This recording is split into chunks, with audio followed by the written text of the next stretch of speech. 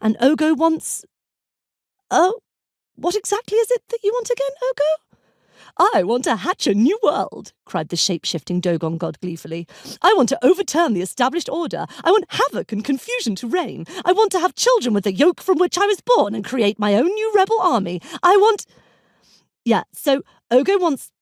That, Nurgle continued. I'm just saying that we all have our brand, and famine is one of my unique selling points. Pah! Spat the enormous blue Maori god Wiro. I was creating famine when you were still boiling in that giant egg of yours. I own famines.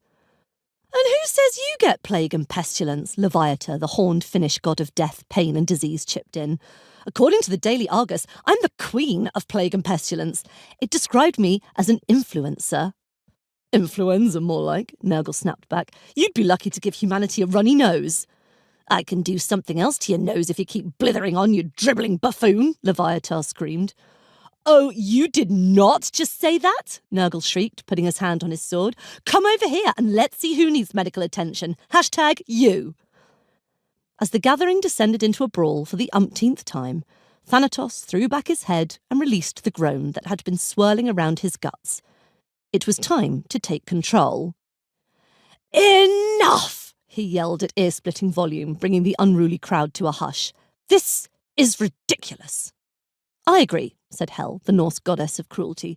We can't all control and or destroy the world. We need to devise some kind of system.